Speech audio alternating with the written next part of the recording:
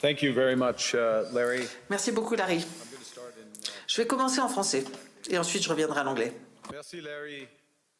C'est un plaisir et un devoir d'être parmi vous en ce point tournant pour le Canada et pour le monde. Et je parlerai aujourd'hui de la rupture de l'ordre mondial, de la fin d'une fiction agréable et du début d'une réalité brutale où la géopolitique des grandes puissances n'est soumise à aucune contrainte. Mais je vous soumets, par ailleurs, que les autres pays, en particulier les puissances moyennes comme le Canada, ne sont pas impuissants. Ils possèdent la capacité de construire une nouvelle ordre qui intègre nos valeurs, comme le respect des droits humains, le développement durable, la solidarité, la souveraineté et l'intégrité territoriale des États. La puissance des moins puissants commence par l'honnêteté. It seems that every day we're reminded. Tous les jours, on nous rappelle que nous vivons dans une époque de rivalité entre les puissances, que l'ordre basé sur la règle est en train de disparaître, que les forts font ce qu'ils peuvent faire et que les faibles souffrent autant qu'ils peuvent souffrir. Et cet aphorisme de Thucydide est présenté comme inévitable. La logique naturelle des relations internationales qui se redéfinit. Et face à cette logique, on observe une tendance de nombreux pays à suivre le mouvement pour essayer de bien s'entendre, pour s'adapter, pour éviter les ennuis, pour espérer qu'en se conformant, ils se garantiront une certaine sécurité. Ça ne va pas fonctionner comme cela. Alors, quelles sont les différentes options? En 1978, le dissident tchèque Václav Havel, qui par la suite fut président, a écrit un essai qui s'appelait « Le pouvoir des impuissants ».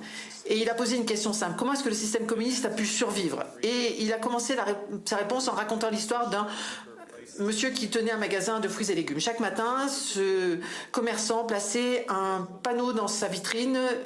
Travailleurs du monde, unissez-vous. Il n'y croyait pas, personne n'y croyait. Mais il mettait le panneau dans sa vitrine pour éviter les ennuis, pour montrer qu'il s'adaptait, pour s'accommoder.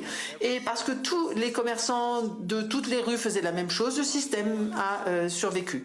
Pas uniquement par la violence, mais parce que les gens ordinaires participaient à des rituels dont ils savaient dans leur fort intérieur qu'en fait ils étaient faux.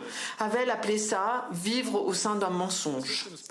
Et la force du système ne vient pas tant de sa vérité, mais de la volonté de chacun à faire semblant que c'est vrai. Et la fragilité vient de la même source.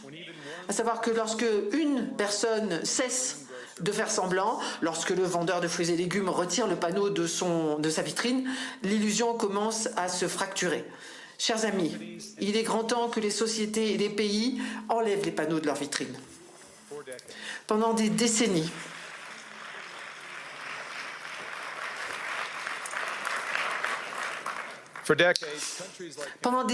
des pays comme le Canada ont prospéré dans un ordre international basé sur la règle et le droit. Nous avons intégré les institutions, nous en avons loué les principes et nous avons profité de la prévisibilité. Et parce que nous pouvions fonctionner avec un système de politique étrangère basé sur des valeurs, nous avons profité de la protection. Nous savions que l'histoire de cet ordre international était en partie fausse, mais que les plus forts essayaient d'éviter ce qui ne leur correspondait pas, que les règles commerciales étaient appliquées de manière asymétrique et que la droit international est appliqué avec une rigueur différente selon l'identité de l'accusé ou de la victime. Mais cette fiction nous a été utile et l'hégémonie américaine en particulier a permis quand même de fournir des biens publics, des corridors maritimes ouverts, un système financier stable, une sécurité collective et un soutien pour des cadres qui permettaient de résoudre les différends. Donc nous avons mis le panneau dans notre vitrine, nous avons participé au rituel, nous avons joué le jeu et nous avons évité de parler, de tirer l'alarme sur les écarts entre la rhétorique et la réalité. Mais aujourd'hui ça ne marche plus. Et je vais être direct. Nous sommes à un point de rupture, pas de transition. Au fil de ces 20 dernières années, une série de crises en finance, santé, énergie et géopolitique ont mis à nu le risque d'intégration globale extrême. Et plus récemment, les plus grandes puissances ont commencé à utiliser l'intégration économique comme des armes, les droits de douane comme un levier, les infrastructures financières comme des outils de coercition, les chaînes d'approvisionnement comme des vulnérabilités à exploiter. On ne peut pas vivre au sein du mensonge d'un bénéfice mutuel par l'intégration lorsque l'intégration devient la source de la subordination. Les institutions multilatérales sur lesquelles se fondent les puissances intermédiaires telles que l'OMC, les Nations Unies, la COP, l'architecture d'un système collectif pour résoudre les problèmes sont malheureusement très diminuées et menacées. Il en résulte que de nombreux pays sont parvenus aux mêmes conclusions, qu'ils doivent développer une autonomie stratégique plus grande dans le domaine de l'énergie, de l'alimentation, des minéraux rares, de la finance, des chaînes d'approvisionnement. Et on peut comprendre qu'ils aient envie de le faire. Un pays qui ne peut pas se nourrir, qui n'a pas d'énergie ou de carburant, qui ne peut plus se défendre, n'a pas beaucoup d'options. Et lorsque les règles, le droit ne vous protègent plus, eh bien vous devez vous protéger vous-même. Mais soyons clairvoyants et voyons où cela nous emmène. Un monde de forteresses fait de forteresses sera plus pauvre, plus fragile et moins durable. Et il y a une autre vérité qui est incontournable. Si les grands de puissance ne font même plus semblant de croire aux règles et aux valeurs pour pouvoir poursuivre leurs intérêts sans aucune limite, les gains du transactionnalisme seront beaucoup plus difficiles à répliquer. Et donc, certaines hégémonies ne vont pas pouvoir continuellement monnayer leurs relations. Les alliances vont les alliés vont diversifier leur protection contre l'incertitude. Ils vont se racheter des assurances, ils vont augmenter leurs options, ils vont essayer de reconstruire leur souveraineté qui fut un temps était basée sur des règles, mais qui est de plus en plus ancrée dans la capacité à soutenir la pression et à y faire face et à la supporter. Vous le savez tous, c'est de la gestion de risque classique, mais ça a un coût. Et le coût de l'autonomie stratégique, de la souveraineté, nous pouvons le partager. Des investissements collectifs pour une meilleure résilience coûtent moins cher que de tous construire notre propre forteresse.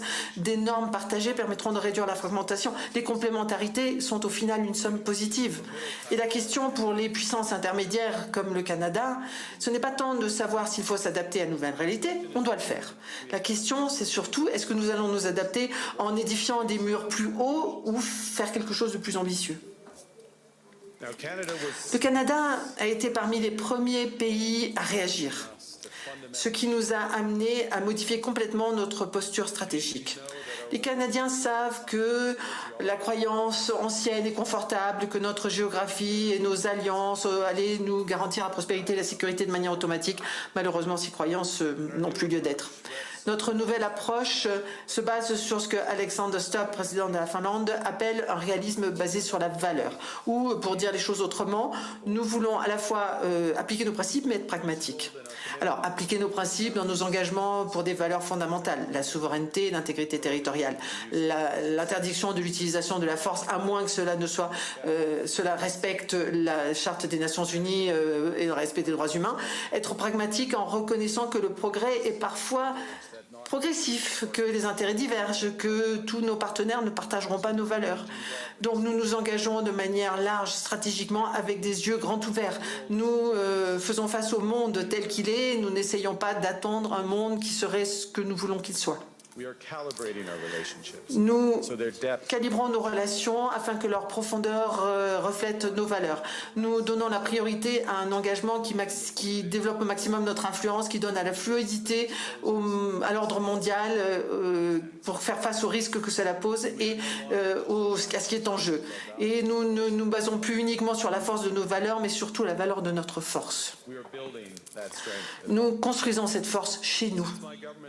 Et depuis que mon gouvernement est en fonction, nous avons diminué les impôts sur le revenu, sur les revenus des capitaux, sur l'investissement. Nous avons retiré toutes les barrières au commerce interprovincial. Nous avons accéléré un investissement de trillions de dollars pour l'énergie, l'intelligence artificielle, les minéraux rares, les nouveaux corridors commerciaux, nous avons doublé notre dépense pour la défense d'ici 2030 et nous le faisons de façon rapide pour développer nos industries nationales. Et nous nous diversifions, nous avons un partenariat stratégique avec l'Union européenne qui inclut le SAFE, les accords d'approvisionnement de la défense européenne. Nous avons signé 12 autres accords de commerce et de sécurité dans 4 continents au cours des 6 derniers mois et au cours de ces derniers jours, nous avons aussi signé des partenariats stratégiques avec la Chine et le Qatar. Nous négocions des accords de libre-échange avec l'India, l'ASEAN, la Thaïlande, les Philippines et le Mercosur. Et nous faisons autre chose encore. Pour aider à résoudre des problèmes mondiaux, nous avons des systèmes à géométrie variable, c'est-à-dire des coalitions différentes pour des problèmes différents, avec des valeurs et des intérêts qui sont communs. En Ukraine, nous sommes membres de la coalition des volontaires et l'un des majeurs contributeurs à la défense et à la sécurité per capita. Et pour la souveraineté arctique, nous sommes aux côtés du Groenland et du Danemark pour les soutiens dans leur droit à se déterminer, leur avenir, leur droit à l'autodétermination. Nous ne renoncerons pas à notre engagement pour l'article 5. Donc nous travaillons avec nos alliés de l'OTAN, y compris les Baltiques du Nord 8, pour renforcer l'alliance et le flanc occidental et du Nord, et avec des investissements du Canada sans précédent pour des radars sur l'horizon, des sous-marins, des avions et des moyens sur le sol. Le Canada s'oppose aux droits de douane sur le Canada et demande que soient organisées des négociations pour partager les objectifs et la sécurité et la prospérité pour toute la zone arctique. Concernant le commerce pur et multilatéral, nous défendons les efforts pour une passerelle entre les partnerships transpacifiques et l'Union européenne en créant un nouveau bloc de 1,5 million de personnes. Et concernant les minéraux rares, nous formons des clubs d'acheteurs ancrés dans le G7 de façon à y diversifier et nos approvisionnements et à les concentrer. Sur l'IA, nous coopérons pour des démocraties qui voient les choses comme nous, pour ne pas être obligés de choisir entre l'hégémonie et les hyperscalers. Ce n'est pas un multilatéralisme naïf et ce n'est pas non plus une question d'institutions diminuées. Il s'agit de construire des coalitions qui fonctionnent, problème après problème, avec des partenaires qui ont avec nous suffisamment de choses en commun pour que nous puissions agir ensemble. Dans certains cas, cela voudra dire la plus grande majorité des nations.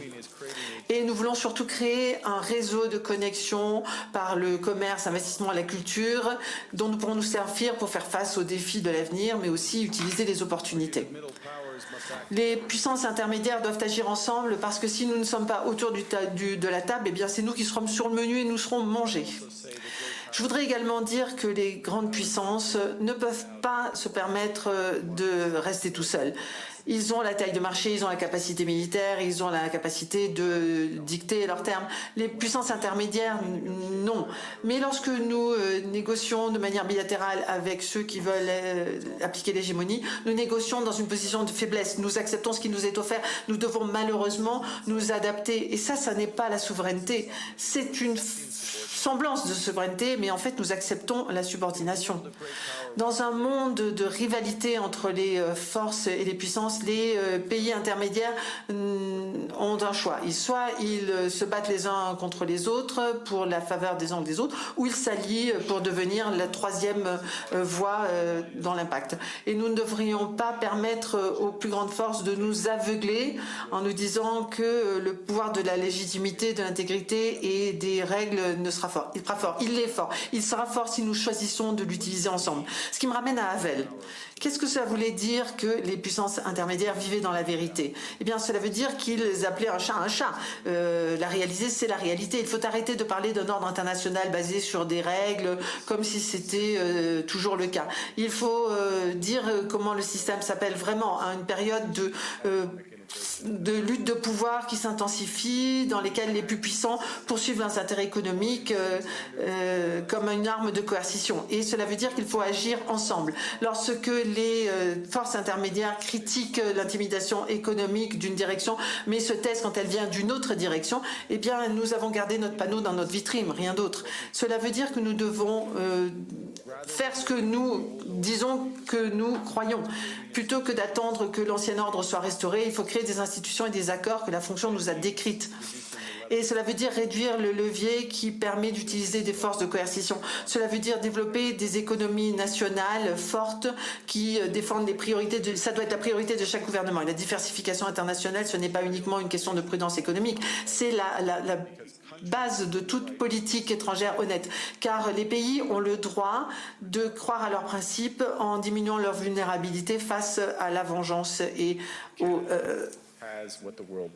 Et le Canada a ce que le monde veut. Nous sommes un super pouvoir en matière d'énergie. Nous avons d'énormes réserves de minéraux rares. Nous avons la population la mieux éduquée du monde. Nos fonds de retraite font partie des plus grands investisseurs et des plus sophistiqués du monde. Nous avons du capital, du talent. Nous avons évidemment un gouvernement avec des capacités immenses pour pouvoir, d'un point de vue budgétaire, pour pouvoir agir de manière décisive. Et nous avons les valeurs auxquelles de nombreux autres pays aspirent. Le Canada, c'est une société pluraliste qui fonctionne. Notre place publique s'exprime librement et les Canadiens sont tous engagés envers la durabilité. Nous sommes un partenaire stable et fiable dans un monde qui ne l'est pas toujours, un partenaire qui construit des valeurs et des relations sur le long terme. Et puis le Canada a autre chose à vous offrir. Une reconnaissance de ce qui se passe et une détermination d'agir en fonction de ce qui se passe. Nous avons compris que ce moment de rupture nécessite plus que l'adaptation. Il nécessite de l'honnêteté de reconnaître ce que le monde est réellement. Et nous allons retirer le panneau de notre vitrine. Nous savons que l'ancien ordre ne reviendra pas. Et peu importe, ne pleurons pas. La nostalgie n'est pas une stratégie. Par contre, nous croyons qu'à partir de cette fracture, nous allons pouvoir construire quelque chose de plus fort, de plus juste. C'est la tâche des puissances intermédiaires. Celles qui ont le plus à perdre, en fait, si nous devions construire un monde dans lequel nous aurions chacun notre forteresse individuelle. Nous sommes ceux qui ont le plus à gagner d'une véritable coopération internationale. Les puissants ont leur puissance, mais nous avons autre chose. Nous avons la capacité d'arrêter de faire semblant, d'appeler la réalité, de construire notre propre force chez nous et d'agir ensemble. C'est la voie du Canada. Nous l'avons choisie de façon ouverte, avec confiance, et c'est une voie qui est grande ouverte pour tous les pays qui voudront nous rejoindre et la prendre avec nous. Merci.